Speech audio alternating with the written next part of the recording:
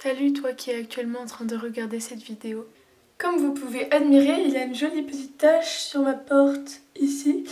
Donc je vais mettre ma tête voilà comme ça par-dessus et puis vous allez faire comme si vous n'aviez rien vu. Aujourd'hui je vais vous parler d'un sujet qui est super triste, super déprimant. Je suis désolée mais bon, il faut bien qu'on parle de ça un jour donc je pense que c'est le moment. Donc si tu regardes cette vidéo, c'est peut-être parce que tu as perdu un proche il y a pas longtemps ou alors il y a longtemps, peu importe. Il y a des statistiques qui disent que le deuil dure environ 2 ans selon les personnes, donc vous pouvez voir que c'est vraiment super long. Et il faut savoir qu'il y a 5 étapes, un truc comme ça. Donc je vais prendre mon petit carnet parce que je ne les connais pas par cœur, je suis navrée. Il est mignon, hein? Ok. Je tiens à préciser que vous êtes obligés de passer par toutes les étapes du deuil. Enfin, je pense. La première étape, c'est le déni. On n'arrive pas à y croire. On se demande, mais c'est pas possible. Enfin, c'est pas humain ce qui nous arrive. Non, non. Notre monde arrête de tourner et on n'y croit pas, quoi. D'une certaine manière, c'est une carapace qu'on se fait pour pas trop souffrir. Et en fait, c'est pas plus mal que ça.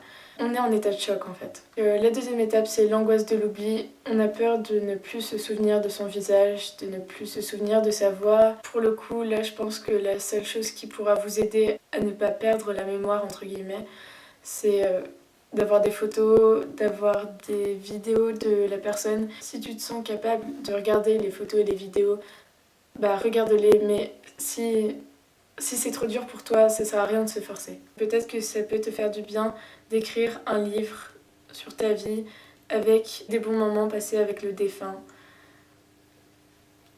Pourquoi pas?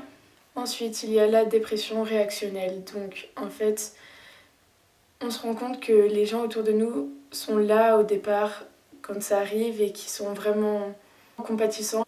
Ils vont tout faire pour que ça aille à peu près bien.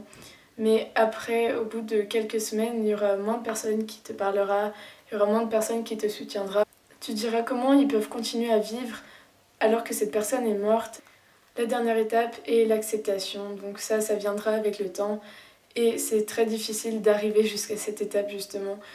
Parce que on se dira forcément, j'aurais dû faire ça, j'aurais dû lui dire je t'aime, j'aurais dû... C'est trop tard. J'en ai fini avec les étapes du deuil. Je les ai trouvées sur internet, mais étant moi-même en deuil, je sais que ces étapes sont réelles. Tu seras sûrement très bien entouré quand la personne que tu aimais est décédée, sauf que tu peux être entouré de centaines de personnes. Tu te sentiras forcément seule et ça c'est une des choses du deuil. Il faut pas se dire je suis affreuse, j'ai plein d'amis qui sont tout le temps là pour moi tous les jours et comment j'ose dire que je suis seule, comment je peux me permettre de dire ça? Mais je t'assure, c'est vraiment tout à fait normal. La personne est décédée et ça vous laisse un énorme vide dans votre cœur et ce vide, il va mettre beaucoup de temps à se combler avec d'autres personnes qui vont vous apporter d'autres belles choses dans votre vie parce que oui, vous allez continuer à vivre. Il faut aussi savoir que malgré toutes les étapes que je t'ai dites tout à l'heure, les gens endeuillés réagiront différemment. Il y en aura certains qui voudront passer leur temps avec leurs amis pour penser à autre chose. Il y en a d'autres qui voudront passer leur temps sur l'ordinateur pour penser à autre chose. Il y en a d'autres qui se renfermeront complètement sur eux-mêmes et garderont tout pour eux. Mais ça, c'est vraiment, vraiment pas la solution. Et si tu n'arrives pas à en parler à quelqu'un, je pense que voir une psychologue est vraiment une bonne idée. Et comme les gens réagiront différemment par rapport à ce deuil, ça peut vraiment créer des disputes. Et, euh, et ça, c'est vraiment dur à vivre. Parce que déjà, vous êtes endeuillé, vous êtes mal, mais en plus, vous vous disputez avec les personnes qui vous restent, que vous aimez, et ça, c'est vraiment terrible. Mais je pense que justement, il faut faire un effort sur soi-même et se dire, s'il est comme ça, c'est parce qu'il est endeuillé. Il ne réagit pas forcément de la même manière que moi. Mais si on veut s'en sortir, il faut pas qu'on se dispute. Il y a une théorie qui a été faite par Michael White, je ne sais pas comment ça se prononce, qui s'appelle se dire bonjour à nouveau.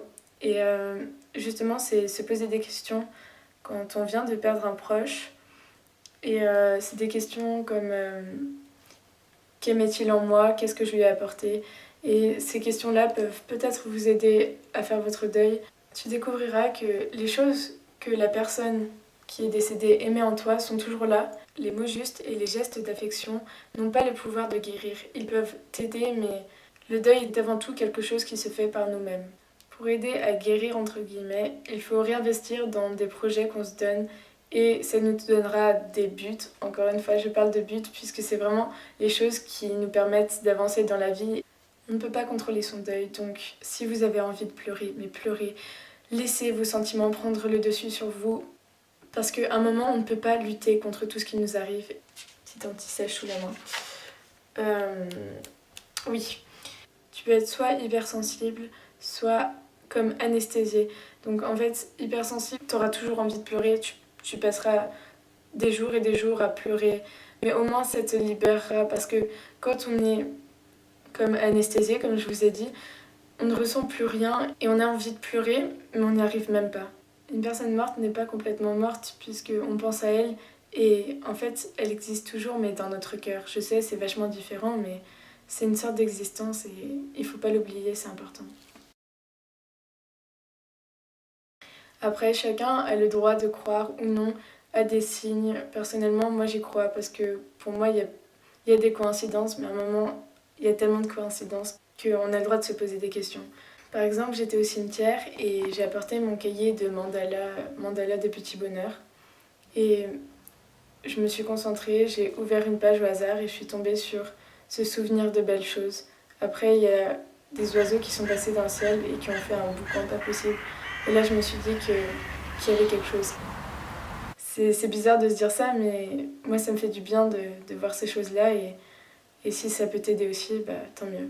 Et si tu as envie de faire une connerie parce que t'en as marre de la vie, et je comprendrais tout à fait que tu tombes par exemple dans l'alcoolisme ou l'abus de drogue ou autre, dis-toi, est-ce que la personne qui est morte aurait voulu ça? Et je pense que la réponse est non. Donc, si tu as envie de faire une bêtise, réfléchis bien à ça. Quand j'ai besoin de faire quelque chose, je pense à elle et je me dis qu'elle m'encourage à le faire et ça m'aide réellement. Après, je ne vous apprends rien, mais la mort est naturelle et ça allait forcément arriver un jour.